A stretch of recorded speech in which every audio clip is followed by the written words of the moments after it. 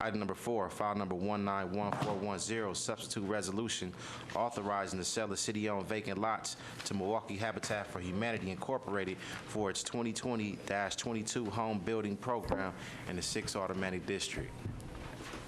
Good morning. Good morning, Chairman Rainey and members of the committee. My name is Yves LaPierre. I work at Department of City Development in the Real Estate Department. Item we have before you today is to sell 19 vacant lots to create building sites for Habitat for Humanity's build for the next couple of years. They've been concentrating in Midtown for a while, and they're going to be moving over to the Harambe area. Joining me is Chris Garrison, who is the construction manager for Milwaukee Habitat for Humanity, and he's available to give a little bit more detail and answer questions. So we're selling 19 lots to construct homes. Homes are approximately 1,100 to 1,400 square feet, and they have between 3 and 4 bedrooms and 2 baths. Owners do sweat equity as part of the work for getting into the program, and then properties are sold to owner occupants for approximately $85,000 to $90,000. Habitat for Humanity helps with financing. Properties are sold as is for $1 per lot. And then just wanted to point out that since 1984, Milwaukee Habitat for Humanity has created over 500 new homes in the Milwaukee area. And we have some information on the area in Harambe. It's mostly concentrated up towards Keefe, between Townsend and Palmer and 3rd. But I'm going to turn it over to Chris Garrison, who can give you a little bit more information and answer any questions you may have. Thank you. Good morning, Mr. Garrison. Good morning. Please tell us a little bit about this project. So as Eve had mentioned, we've been working in the Midtown neighborhood for the last few years. And when we did our strategic plan a few years ago, the plan was to do Midtown for a few years and then transition over to the Harambe neighborhood for about 5 years after that. So this is the start of that. We're doing a transition where we're still building in Midtown in 2020 and 2021 through lots that have been previously authorized through this committee. And we are starting to do 8 houses in Harambe in 2020, 9 in 2021, and then in 2022, and for a few years after that, the plan currently is to be exclusively in the Harambe neighborhood. So looking at 25 total new construction this year, next year, and for the foreseeable few years after that, again, transitioning from Midtown over to the Harambe neighborhood. So this is the start of that. We have worked with Alderwoman Coggs on developing a plan for the next several years to see where we can start working and making a big impact in Harambe right away. So that's our plan. Very good. Do we have any questions from committee members? Yeah, Mr. Chair. Alderman Stamper. Yeah, thank you. Congratulations on your expansion. You guys done a wonderful job for the 50th Automatic District. Thank you so much.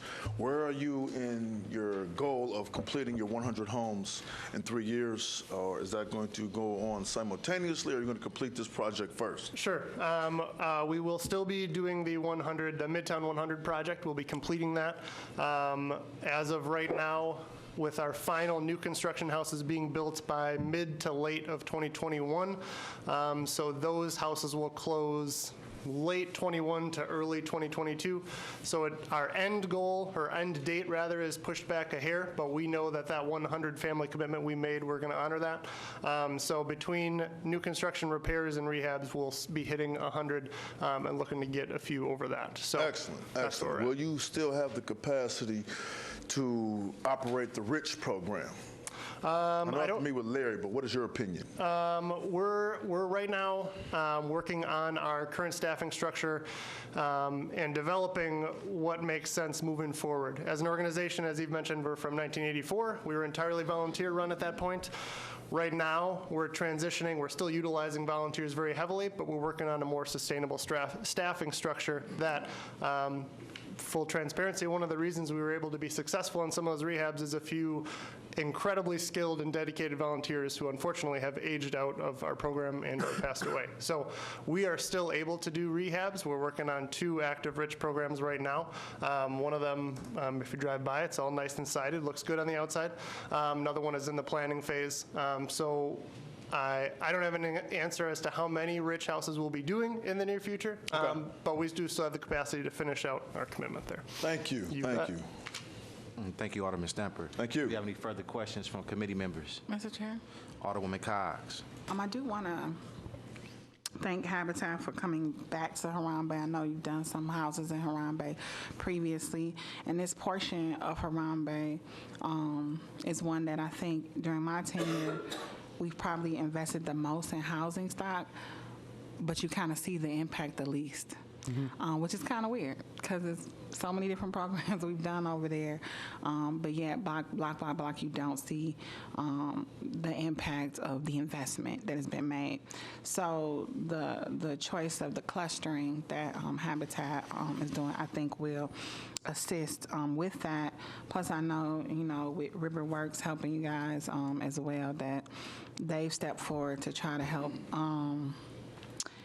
work with some of the other entities that are also investing over there. So what you all can't do, maybe somebody else can, so that it's more impact felt block by block as the work is done. I also want to say thank you to Bader Philanthropy because it's with their $1 million contribution that most of these houses are able to get built in the Harambe area. I do have a question for you, Eve. Sure. I'm on the original list that Habitat provided. As I drove around to view each site, there were a couple that had community gardens on it. And at the time when we inquired with the office, I think you all hadn't got the list of addresses yet. I just wanted to make sure, are any of these that are listed, do they have an active garden contract? Yeah, we are working with Groundwork. They did have one garden that's on, it kind of goes over onto a vacant city-owned lot, but Groundwork actually owns the 2 lots right next door. So I think because there were 3 lots, it kind of just slid over into our area. But they're going to be working on reviving that garden anyway, so they'll be moving it off the city lot so a house can be built there, and they can re-energize their garden on the property that they own outright. Okay. Just wanted to make sure that we're working with the community in this effort. So that's good to know. But I look forward to these homes being built. Plus, I know with the Bader contribution, there's also a commitment for assistance for existing homeowners up to 20, I think. Is that right? Yeah, so our critical home repair program, which is now on a large part of the north side, including Harambe, it's a $15,000 program where the owner repays a portion based on their income, and the Bader money will be funding a portion of that program for a certain number of repair jobs per year in the area of Harambe. So. And how do residents apply? So they can apply to us directly, just reaching out to us. But we do plan to work with Bader, as we know they have community meetings of just people coming in the door to ask.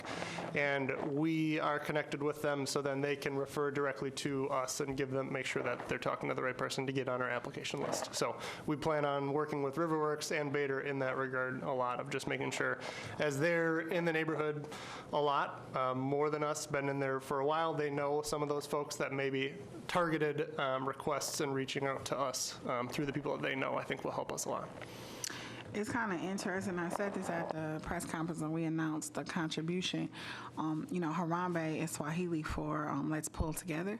And I think the way that Habitat has structured coming back into Harambe with the assistance of Bader and working with Riverworks and just the whole collaboration that surrounds it is really a great example of like Harambe in action. So I look forward to new homeowners coming into the area and for block by block there to be some improvement in the housing stock. Thank you. We do.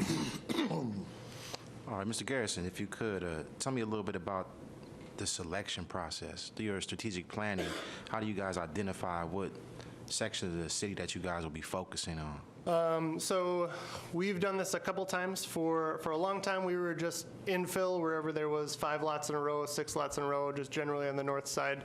Our previous warehouse used to be at 30th and North, and we were kind of just in a circle radius around that area.